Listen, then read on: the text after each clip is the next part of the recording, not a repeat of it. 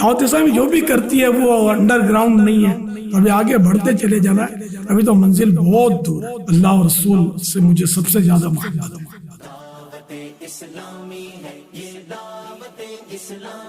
اگر آپ سے پوچھا جائے کہ 3 جملوں میں بتائیے کہ دعوت اسلامی کیا ہے تو آپ کیا فرمائیں گے؟ دعوت اسلامی عقائد و اعمال اور نیکی کی دعوت کی سنتوں بھری تحریک ہے۔ اس میں شمولیت میں دنیا اور آخرت کی بھلائیاں ہیں، اور میں امید کرتا ہوں کہ جو اس میں اخلاص کے ساتھ شامل ہوگا، اس کا کام کرے گا، تو اللہ پاک اسے اپنے پیارے حبیب صلی اللہ تعالیٰ علیہ وآلہ وسلم کے صدقے جنت الفردوس نصیب کرے گا۔ دعوت اسلامی کرتی کیا ہے؟ دعوت اسلامی جو بھی کرتی ہے وہ انڈر گراؤنڈ نہیں ہے، پس پردہ نہیں ہے، کھلی کتاب ہے۔ دعوت اسلامی نیکی کی دعوت دیتی ہے، مسجد بھرو تحریک ہے، اور الحمدللہ دعوت اسلامی کی کاوشوں سے، دعوت اسلامی والوں کی کوششوں سے ہزاروں نہیں لاکھوں مسلمانوں کی اصلاح ہوئی، اور بے شمار یا بہت سارے غیر مسلم دامن اسلام میں آ گئے، مسلمان ہو گئے۔ دنیا دیکھتی ہے، جانتی ہے، اور بے شمار لوگوں کو یہ ساری باتیں پتہ ہے، خالی یہ تحریریں نہیں ہیں بلکہ یہ دعوت اسلامی کھلی کتاب وہ سب کو نظر آ رہی ہے۔ تقریباً 40 سال ہو گئے اس کو شروع ہوئے، اب آپ دعوت اسلامی کو کس جگہ پر، کس مقام پر دیکھتے ہیں؟ چل، دعوت اسلامی کو یوں تو بظاہر شہرت تو بڑی ملی، لیکن شہرت یہ اللہ کی بارگاہ میں قبولیت کی دلیل نہیں ہے۔ اللہ پاک قبول کر لے، بس یہ ہماری خواہش ہے، اور ہم اسی لیے ہم یہ نہیں لکھتے۔ ہمارے کہیں بھی آپ نے اشتہار میں نہیں دیکھا ہوگا دعوت اسلامی کے کامیاب 40 سال، اس طرح کی ہم نے کوئی کوشش تو ہم ابھی کوشش کر رہے ہیں کہ اللہ پاک راضی ہو جائے، کیونکہ اس کی خفیہ تدبیر تو کسی کو بھی نہیں پتا کہ اس کے بارے میں کیا ہے۔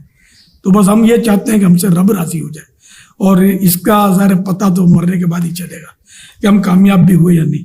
تو اس لیے جد و جہد ہمیں آخری سانس تک جاری رکھنی چاہیے، اور انشاءاللہ ایسا ہی کریں گے اللہ کی رحمت سے، محبوب کی نظر سے، صلی اللہ تعالی علیہ وآلہ وسلم۔ تو ابھی آگے بڑھتے چلے جانا ہے، ابھی تو منزل بہت دور ہے۔ دعوت اسلامی کے لیے سب سے نقصان دہ چیز کیا ہے؟ اللہ اور رسول عز و جل و صلی اللہ تعالی علیہ وآلہ وسلم کی نافرمانی۔ دنیا میں لوگ کئی تنظیمیں اور ادارے بناتے ہیں مگر جلد ہی ناکام ہو جاتے ہیں، اس کی کیا وجوہات ہوتی ہیں؟ سب سے پہلی بات تو یہ کہ وہی ہوتا ہے جو منظور خدا ہوتا ہے۔ اللہ پاک جس سے چاہتا ہے اس سے کام لیتا ہے۔ اب ادارے دنیاوی بھی ہوتے ہیں، سیاسی بھی ہوتے ہیں، سماجی بھی ہوتے ہیں، اور مذہبی بھی ہوتے ہیں، اور ہر ادارہ ختم نہیں ہوتا۔ عام طور پر سماجی ادارے ختم نہیں ہوتے، یہ چلتے رہتے ہیں۔ میں بچپن سے جن اداروں کا سنتا تھا، سماجی اداروں کا، وہ چل رہے ہیں اب تک۔ چاہے اس طرح سیاسی پارٹیاں یہ بھی چل رہی ہیں، زمانے سے چل رہی ہیں، تو چلتی رہتی ہیں۔ دینی ادارے یا انجمنیں بعض اوقات بنتی ہیں تو پھر کچھ عرصے بعد سائلنٹ زون میں چلی جاتی ہیں، ختم نہیں ہوتی، پھر کبھی کبھی وہ اٹھ جاتی ہیں، یا بعضوں کا کام ہی ایسا ہوتا ہے کہ وہ سال بھر میں ایک آدھ بار وہ منظر عام پر آتی ہیں، پھر سائلنٹ زون میں، یعنی ان کا کوئی گراؤنڈ ورک نہیں ہوتا۔ تو یہ مختلف ادارے اور اس وقت بنانے کے مقاصد اور چلانے والوں کے انداز پر ہوتا ہے۔ ایک قیادت میں کیا کیا خوبیاں ہونی چاہیے؟ خوف خدا، عشق رسول صلی اللہ علیہ وسلم، یہ تو ایک مسلمان قیادت کا فائنل فرمایا ہے کہ اس کے بغیر گزارا ہے ہی نہیں۔ اور اب سب سے بڑی توفیق تو اس سے بڑھ کر بھی جو ہے وہ حقیقت میں اللہ پاک کی حمایت، اللہ پاک کی عنایت، اللہ پاک کی مدد۔ وَتُعِزُّ مَن تَشَاءُ وَتُذِلُّ مَن تَشَاءُ، کہ جس سے وہ چاہتا ہے عزت دیتا ہے، جس سے چاہتا ہے ذلت دیتا ہے۔ تو قائد وہی کامیاب ہوگا جسے اللہ پاک عزت بخشے۔ اپنی اس میں خود کوئی مطلب اپنے طور پر کوئی کارکردگی نہیں ہوتی، اللہ پاک جس کو توفیق دیتا ہے وہ کرتا ہے۔ اور میں نے اس پر غور کیا ہے تو مجھے تو یہ سب اللہ کی عنایت پر ہی منحصر لگا کہ سارے انبیاء کرام علیہ السلام یہ قائد ہیں، 100% کامیاب ہے. کسی کے ساتھ لوگوں کا ہونا، زیادہ ہونا، کم ہونا، وہ اپنی جگہ پر، لیکن سب کے سب کامیاب. اہل اللہ جیسے ہمارے غوث پاک، ہمارے غریب نواز، ہمارے امام اہل سنت اعلیٰ حضرت رحمۃ اللہ علیہ، یہ بھی قائدین تھے، اپنے اپنے طور پر انہوں نے کام کیا ہے، اور یہ سب کے سب کامیاب قائدین ہیں. تو ان کا سرمایہ جو تھا وہ خوف خدا اور عشق مصطفیٰ عز و جل و صلی اللہ تعالیٰ علیہ وسلم. ہاں جو ناموری کے لیے کام کرتا ہے تو وہ ناکام ہو جاتا ہے، صرف ناموری کے لیے. اسی طرح اگر وہ غلط انداز اختیار کرتا ہے تو بعض صورتوں میں وہ اپنے شر کی وجہ سے کامیاب نظر آتا ہے، لیکن اس کی کامیابی کو حقیقی کامیابی نہیں کہہ سکتے. مثلا یزید کا لشکر جو تھا کربلا میں بظاہر کامیاب ہوا، کہ وہ غالب ہوا اپنے یعنی کہ زوم فاسد میں، اور اس نے اہل بیت اطہار کے 9 نیالوں کو چن چن کر خاک و خون میں تڑپایا اور شہید کیا، اور خواتین عفت مآب کو انہوں نے قیدی بنایا. بظاہر وہ غالب تھے، خوشیاں مناتے ہوئے یہ نکلے وہاں سے، لیکن آج بھی ان کو ملامت کی جا رہی ہے. اور جو بظاہر مغلوب تھے آج بھی وہ دلوں پر حکومتیں کر رہے ہیں، یہ دنیا جانتی ہے. تو اس لیے وہ قلت، کثرت، بظاہر غلبہ یا مغلوبیت یہ نہیں ہے. بس اللہ پاک کی جس کو رضا حاصل ہے، جس کا اللہ پاک حامی و ناصر ہے، وہ قائد کامیاب ہوتا ہے. اچھا، اب اگر یہ کہیں کہ بھئی ادارے کے حساب سے میں عرض کروں تو ادارے میں ایسا کہ ادارے کا جو قائد ہو نا، اس میں بہت ساری، جس کو اللہ کامیاب کرے گا اس میں خوبیاں بھی رکھے گا، کہ وہ اس کے اخلاق درست ہوں گے. غصہ اور چڑچڑاپن اور بے جا جذباتیت اور غلط فیصلے کرنے میں وہ نہیں کرتا ہوگا، اس میں بہت کمی ہوگی اس کے. اچھا، اسی طرح وہ ظلم نہیں کرے گا، کہ بعض ادارے یا تنظیمیں وہ ظلم پر چلتی ہیں، اپنے مخالفوں یا تو ڈیگریڈ کرتی ہیں یا مروا دیتی ہیں یا کچھ بھی کرتی ہیں، وہ یہ کرتے رہتے ہیں اس طرح کے لوگ. تو یہ زیادہ کامیاب نہیں ہوتے، اپنے شر کی وجہ سے چھا ضرور جاتے ہیں، لیکن آہستہ آہستہ آہستہ یہ ٹوٹ پھوٹ جاتے ہیں اور آخرت بھی ان کی خراب. تو اس لیے جو اگر دینی رہنما ہے یا دینی قائد ہے تو بس وہ خوف خدا اور عشق مصطفیٰ کا پیکر ہو، اس میں اخلاق کا پیکر ہو، نرمی ہو، اس کے اندر سخاوت ہو، سب کے سننے کا حوصلہ ہو، جو غلط مشورہ دے اس کو بھی وہ جھاڑتا نہ ہو، اس کی بھی سن لیتا ہو، اور ہر ایک کو وہ اہمیت دیتا ہو. کچھ کو اہمیت دی، کچھ کو یعنی کہ نظر انداز کیا یا اس کو جھاڑ دیا، ڈانٹ دیا. اس طرح کرنے والا قائد زیادہ کامیاب نہیں ہوتا. بچوں کے ساتھ، بوڑھوں کے ساتھ، سب کے ساتھ اس کا سلوک جو ہے مشفقانہ ہوگا، ہمدردانہ ہوگا تو وہ کامیاب ہوگا. جارحانہ ہوگا، حکیمانہ ہوگا تو اس کا کامیاب ہونا بہت مشکل ہے. میں اداروں کے قائد کی بات کرتا ہوں، حکمرانوں کی بات نہیں کر رہا. تو یہ اللہ کی عطا ہے کہ کسی کو وہ جس کو وہ عطا کر دے. بہت سو میں یہ خوبیاں ہوتی ہیں لیکن پھر بھی وہ قائد نہیں بن پاتے، اور بہت سو میں یہ خوبیاں کم ہوتی ہیں، اس کے باوجود وہ کامیاب ہو جاتے ہیں. تو وہ بس اللہ کی دین ہے. آج ہم اللہ کے کرم سے دعوت اسلامی والوں میں محبت، اتفاق دیکھ رہے ہیں، آگے بھی یہ رہے، اس کے لیے آپ کیا نصیحت فرمائیں گے؟ اللہ پاک سے دعا ہے کہ اللہ کریم دعوت اسلامی کو افتراق و انتشار سے بچائے. جب کسی تحریک میں جذباتی لوگ آ جاتے ہیں، قوت فیصلہ جن کی کمزور ہو اور جذباتی فیصلے کریں اور خود رائی کہ وہ مالک ہوں، بس میں نے کہہ دیا نا، بس کر لو جو میں کہتا ہوں بس وہ کرنا ہے. تو اس طرح ایک آدھ بار ہو سکتا ہے کہ یہ لوگ کر لیں جو بھی ماتحت ہیں، آہستہ آہستہ وہ اندر بغاوت پھیلے.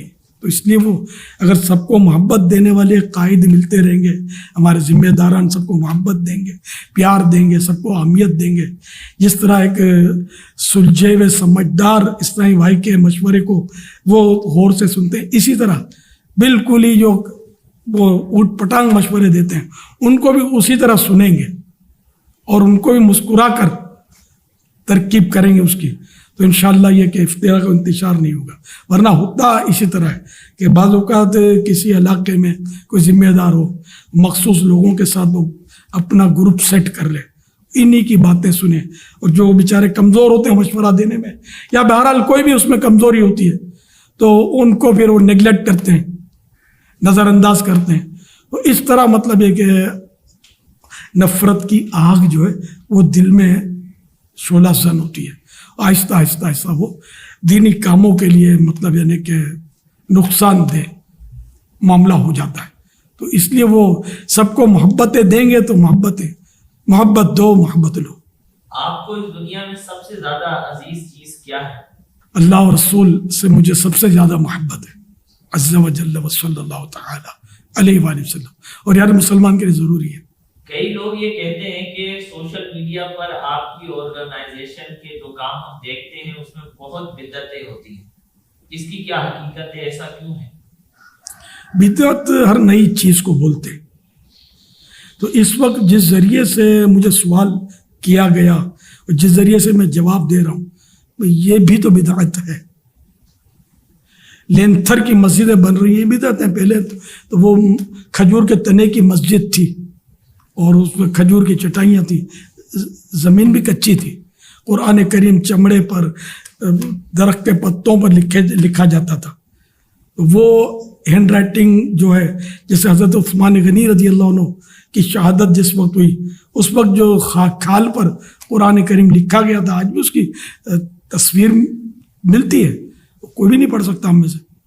تو اب یہ کہ جدید یعنی نئی کتابت، اس کی کمپوزنگ اور پھر اس پر اعراب زیر زبر پیشی بھی پہلے نہیں ہوتے تھے، یہ بھی بہت بعد میں لگے. تو یہ سب مطلب یوں تو بدعتوں کی دنیا بہت وسیع ہے. ہمیشہ یاد رکھیے گا بدعت، ہر بدعت بری نہیں ہوتی. حدیث پاک میں ضرور ہے کل بدعت ضلالہ، ہر بدعت گمراہی ہے، وکل بدعت فی النار، اور ہر گمراہی جہنم میں.